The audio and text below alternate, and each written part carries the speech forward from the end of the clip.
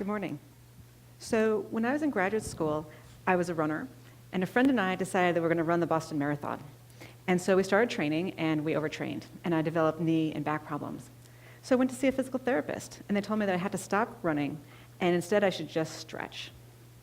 As I was leaving the therapist's office, the physical therapist's office, I saw an ad for a vigorous yoga class that promised not only to promote flexibility, but also to promote strength and cardiorespiratory fitness. So I thought, oh, well, this is a great way that I can stretch, but also remain in shape, and maybe I could even still run the Boston Marathon. So I went to the yoga class, and I really enjoyed it, except for when the teacher would make all sorts of claims, all sorts of medical claims, but also all sorts of claims about, oh yes, it'll help you, increase your compassion and open your heart, and it's just like, my eyes would roll, and I think, yeah, I'm here for to stretch. But what's interesting was that after a couple of weeks, I started noticing some of these changes. I started noticing that I was calmer, and that I was better able to handle difficult situations, and that indeed I was feeling more compassionate and open-hearted towards other people, and I was better able to see things from other people's point of view. And I was like, how could this be? How could this be? And I thought, well, maybe it's just a placebo response, right? She told me I was going to feel this, so maybe that's why I was feeling it. So I decided to do a literature search to see if there's any research on this. And lo and behold, there was quite a bit, showing both yoga and meditation are extremely effective for decreasing stress. They're also very good for reducing symptoms associated with numerous diseases, including depression, anxiety, pain, and insomnia. They also, there's a couple of very good studies demonstrating it can actually improve your ability to pay attention. And most interesting, I thought, virtually every study has shown that people are just happier. They report they're more satisfied with their life, and they have a higher quality of life. And so this was interesting to me. And so I decided to switch and start doing this sort of research. And so as a neuroscientist, how could this be happening? How can something as silly as a yoga posture or sitting and watching your breath, how could that lead to all these sorts of different types of changes? So what we know is that whenever you engage in a behavior over and over again, that this can lead to changes in your brain. And this is what's referred to as neuroplasticity. And what this just means is that your brain is plastic and that the neurons can change how they talk to each other with experience. And so and there's a couple of studies demonstrating that you can actually detect this using machines like the MRI machine. The first study was with juggling. They took people who had never ever juggled before, and they scanned them, and then they taught them how to juggle, and they said, keep practicing for 3 months. Then they brought them back after 3 months, and they scanned them a second time. And they found that they could actually detect with the MRI machine changes in the amount of gray matter in the brain of these people in areas that are important for detecting visual motion. So I thought, okay, 3 months,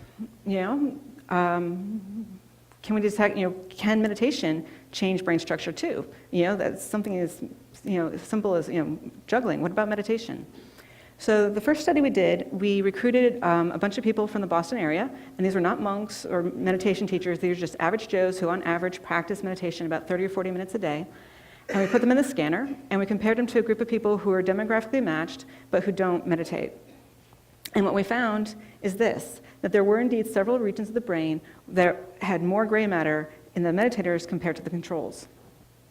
One of the regions I'm going to point out to you is here in the front of the brain. It's an area that's important for working memory and executive decision making. And what was interesting about it was when we actually plotted the data versus their ages. So here in the red squares, that's the controls. And this is something you see actually, it's been well documented that as we get older, not just there, but across most of our cortex, it actually shrinks as we get older. And this is part of the reason why as we get older, it's harder to figure things out and to remember things. And what was interesting was that in this one region, the 50-year-old meditators had the same amount of cortex as the 25-year-olds, suggesting that meditation practice may actually slow down or prevent the natural age-related decline in cortical structure. So now the critics, and there were many critics, said, well, meditators, they're weird. Maybe they're just like that before they started practicing, right?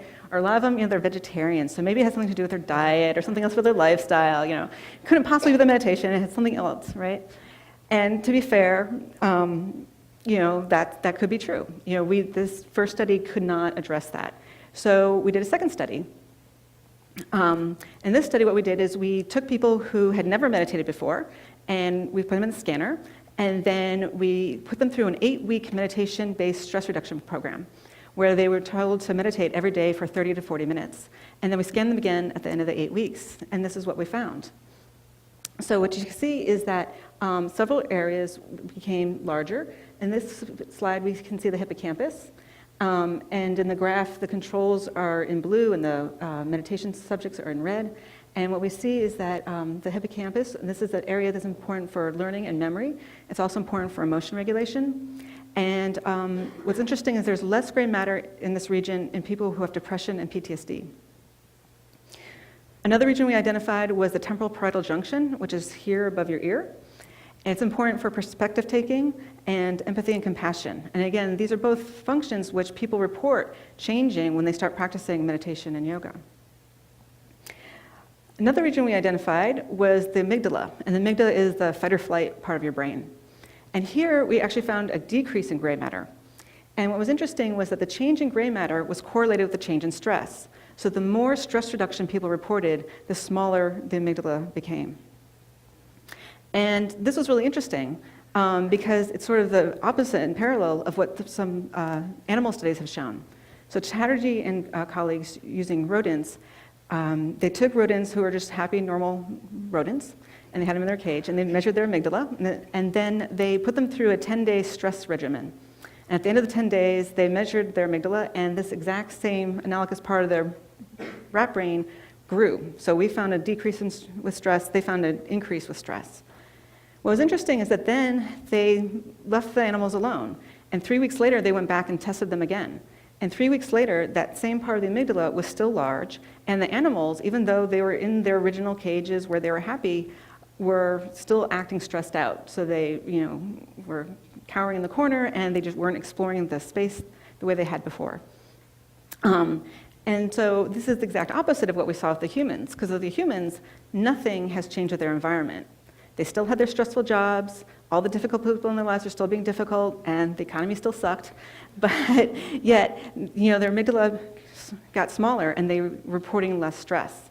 And so together, these really showed that the change in the amygdala, it's not responding to the change in the environment, but rather it's representing the change in the people's reaction and relationship to their environment.